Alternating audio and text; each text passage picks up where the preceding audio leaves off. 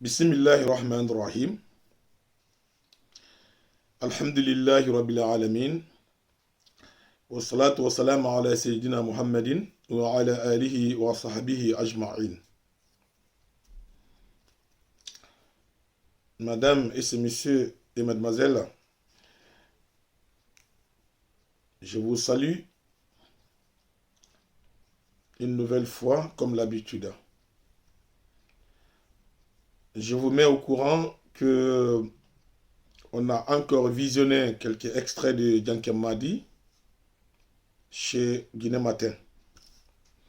Maintenant, on ne peut pas rester sans aucune réponse de sa part et de notre part vers lui. Donc, il a souligné beaucoup de choses qui sont fausses. Alors, il faut qu'on explique un petit peu au Guinée Matin pour qu'ils puissent comprendre ce qui se passe encore à Touba. Je crois que Dianké Madi est en train de les prendre pour des cons, comme les gens qui ne connaissent même pas leur déontologie, qui ne sont pas étudiés. Je vais amener quelques preuves à leur égard. Maintenant, Dianké Madi a dit qu'il a fait tout pour trouver la solution pour le développement de Touba. Mais il n'a pas eu le chemin pour arriver à la solution adéquate. C'est vrai, il a raison. Mais pourquoi on n'a pas eu la solution?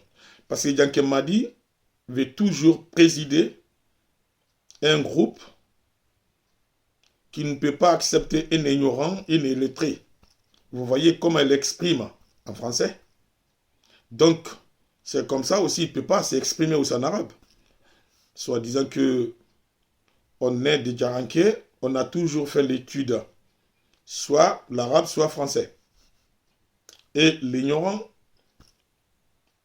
groupe Djaranké ne peut pas le suivre. Parce que d'abord, il a montré à Krambaya qu'il est contre les descendants de Karambakoba, de Touba, qui a fondé cette ville sainte. Il a déjà dit dans certaines interviews de lui-même que son père avait fait beaucoup de la guerre au sein de Krambaya, c'est-à-dire d'être ennemi contre Krambaya. Lui-même avait dit une fois, je vais vous amener les preuves conquérantes. Donc, il y a beaucoup de preuves. C'est pour ça, comme il ne peut pas combattre, une seule famille ne peut pas combattre ses descendants. Ses descendants sont qui? Ils sont tellement nombreux. Il y a Mfamadia, il y a Bouraria, il y a Sankounia, il y a Kassoya, il y a Sanosia. Donc, descendant de Kramakoba est classé ainsi. Donc, clan Kramakobaïste, ils ont sur cette catégorie. Donc maintenant, comme tous les Djaranké, c'est-à-dire il y a 37 clans de Djaranké, comme Dramé, Grassi, Sissé, Fofana, autres Djabi que Karambaya, parce qu'il y a 5 clans Djabi aussi, autres que Karambaya. Donc, il y a Djarabi, il y a Touré, il y a Silla, il y a Saro, jusqu'à 37 clans. Ils sont tous pris les descendants de Karamakoba, c'est-à-dire ses descendants, comme leurs maîtres coraniques. Je vous ai dit avant. Dianké Madi a dit qu'il est Djabi, les Karambaïstes sont Djabi. Il ne peut pas accepter ça. Maintenant, qu'est-ce qu'il doit faire? Son père avait fait la même chose comme lui. Il a déjà dit ça une fois. Comment on va faire? Maintenant, il faut qu'on commence par la construction de mosquées. Il y a beaucoup de monde qui vont être avec nous. Ce qu'il a expliqué, la solution n'était pas arrivée au terme. Pourquoi? Parce qu'il veut présider un groupe. Pour eux, Diankemadi est un illettré plutôt. Donc il ne peut pas présider ces gens-là. Donc, maintenant, il a dit encore que FIDAO, il y a beaucoup d'argent qui entre dans ce FIDAO. Quelquefois, oui. Mais c'est les Diakanké même qui financent le FIDAO. Quelquefois, en temps de Lansana Conté, il envoie quelques francs à Touba. Donc, il pense que construction des hôpitaux, forage, toilettes publiques, c'est tout comme la solution ou les infrastructures routières que FIDAO peut financer ça. Tout ça là, c'est l'État qui doit financer et c'est l'État qui doit aider la population pour ça. Voilà. Donc, FIDAO, c'est le Diakanké même qui finance. Mais je vois dans son interview que Diankemadi est en train de dire des choses et leur contraire. Pourquoi? Je vais vous expliquer. Et vous, Guinée Matin, je vous ai dit avant d'ouvrir les yeux. Il a dit que Karambaya est en train de les traiter comme les esclaves. Et lui aussi, même personne qui a dit qu'il était vice-président de FIDAO. Est-ce qu'on peut nommer un esclave à la place de vice-président? Est-ce qu'on peut nommer un esclave à la place de vice-président? Vous-même, il faut juger. Vous avez vu le mensonge. Diankemadi Karambaya traite tous les clans Diakanké de la même chose. Bon, ça c'est deux. Je vais vous dire aussi à propos de FIDAO. Il a dit que c'est 9e FIDAO 2010. Ça aussi c'est faux. FIDAO est commencé en 2002. En 2000 plutôt. 2000, il faut compter avec moi. 2002, 2004, 2006, 2008, 2010, il a dit que c'est 9e, c'est 6e FIDAO. Je vous répète, 2000, 2002, 2004, 2006, 2008, 2010, c'est 6e FIDAO 2010. Quelqu'un qui a menti une fois, il peut mentir plusieurs fois. Bon, en 2006, Lansana Conté, paix à son âme, avait offert 300 millions au FIDAO de Touba. 300 millions, pas 700 millions, 300 millions. 300 millions qu'il avait financé. Je vais vous expliquer le détail des dépenses. 80 millions étaient partis de dépenses antérieures, c'est-à-dire ils ont fait dépenses avant, comme bitumage de la route, bon, pas bitumage, mais amélioration de la route et des ponts, des choses comme ça. Et 170 millions, ça c'est dépenses immédiates, c'est-à-dire des riz, de l'eau. Ils ont acheté ça à Conakry pour l'amener à Touba. Et ça reste 50 millions. 50 millions qui est arrivé à Touba comme argent espèce. 50 millions là aussi, 20 millions, c'est pour Karambaya. 10 millions pour Diarra.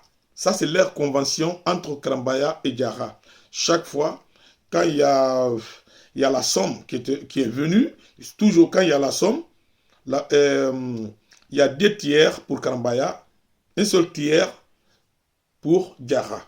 C'est leur convention, c'est-à-dire convention de Diarra et convention de Karambaya.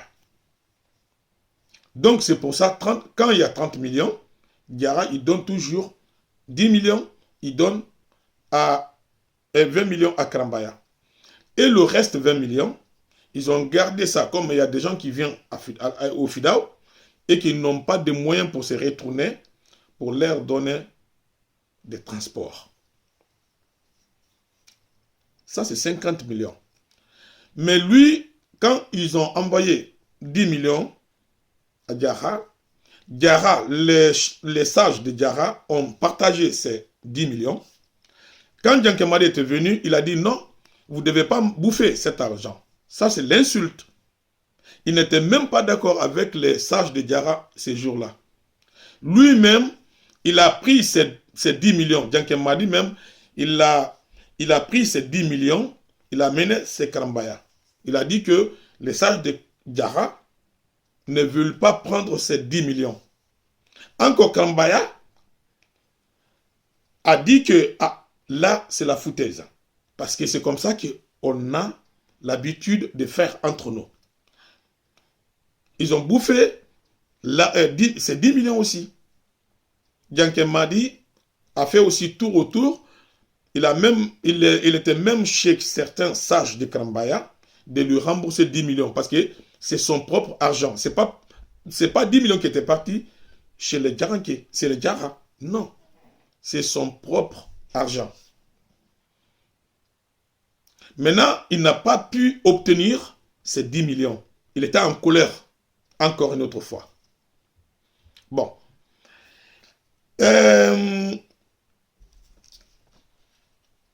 Moi, il a dit que Dieu va aider la vérité. On attend. La vérité viendra. Si lui fait tout simplement pour l'argent, ou il fait tout simplement pour l'islam, ou il fait seulement pour éteindre la lumière des grands hommes qui s'appellent Karamoroba, Dieu va juger tout ça là. Donc, Mamadou même, Dianke-Madi, a parlé beaucoup de choses. Vous ne connaissez pas, mais je vous ai dit avant de partir, avant de parler quoi que ce soit, de partir à Touba et chercher des choses par vous-même. Bon, dans ce cas, Mamadou a dit que, parce que Karambaya ne donne pas l'argent à Diarra, c'est pour ça qu'il a construit la mosquée. Donc, lui aussi, peut-être, il a dit que l'intérêt personnel que Karambaya veut, mais lui aussi, parce qu'il veut construire la mosquée pour l'argent, pas pour l'islam. Comme il a dit, c'est lui-même qui a dit que ils veulent construire la mosquée parce que Karambaya ne donne pas l'argent à eux, l'argent récolté du monde entier que Karambaya bouffe seul, il donne aucun centime à Diarra. Donc maintenant, il veut, avec son acolyte, il veut construire la mosquée pour récolter aussi l'argent. Mais il a oublié aussi, quand on dit Touba, dit Karamoroba. Quand on dit Touba, dit Karamoroba. Maintenant, mais Karambaya, pour Diarra, Karambaya est un maître d'œuvre, est un maître coranique. Donc c'est pour ça, Diarra a pris Karambaya comme notre maître coranique. Mais Maman a dit que c'est une foutaise, donc il ne peut pas accepter. Maintenant, qu'est-ce qu'il doit faire? Il a commencé à construire la mosquée, il a acheté des casques, des coupes-coupes, je ne sais pas, des lance-pierres. Quand Karambaya et Diarra se ripostent seulement contre Touraya, ils commencent à jeter des pierres et faire 6 coupés, c'est-à-dire découper, couper. Il y avait beaucoup de blessés. Donc, dans ce cas, il est en train de vous mentir.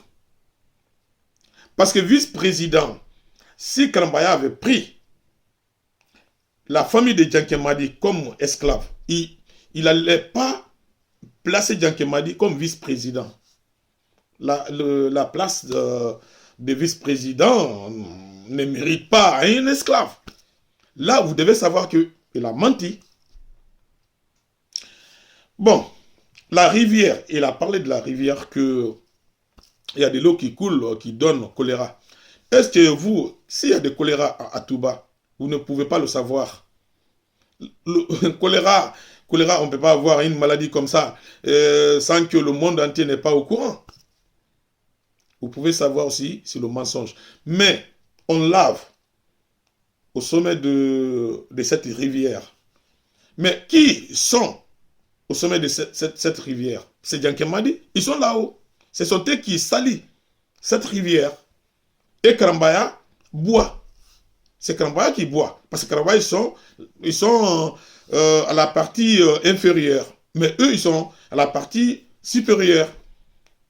Alors, quand on fait partie inférieure et supérieure, l'eau quitte où? Donc, ce sont eux-mêmes qui salissent cette rivière. Bon. Quand il a dit que le porte-parole de Khalife général a dit que est-ce que vous êtes libérés pour nous demander l'argent? Tout ça là, c'est faux. Parce qu'il était vice-président. Esclave ne peut pas être vice-président. Et Elias Sankoum, il a parlé d'Elias Sankoum. Elias Sankoum connaît bien l'histoire de Touba et les Djaranké. Il sait très bien qu'Elias Sankoum ne peut pas dire ça. Mais seulement pour salir les noms de Karambaya et Djara qui sont ensemble. Mais il ne va pas réussir. Non, il ne va pas réussir. Parce que Diankemadi est seulement avec 5 familles en vigueur qui sont vraiment haineux. Tous les restes Djara sont avec Karambaya. Vous l'avez demandé si vous êtes tous des familles. Oui, mais à long terme. Depuis, je ne sais pas, depuis 9, je peux dire depuis 9 siècles.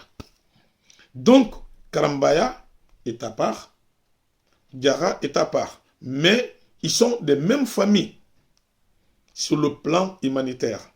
Mais sur le plan originaire, on peut dire que Diankemadi et Karambaya ne sont pas des mêmes familles. Mais comme il est jaloux, parce qu'il est Djabi, et Karambaya aussi est Djabi, pour lui, ils doivent recevoir même galon que Karambaya. Maintenant, il ne trouve pas le moyen. Il a commencé des partages de Touba, mais Karambaya n'a pas accepté parce qu'ils ne veulent pas le partage. C'est pour ça qu'il a commencé problème de construction des mosquées de Touba. Donc, ce que je peux vous dire ce soir, c'est ça. Je vous salue. Je vous remercie aussi.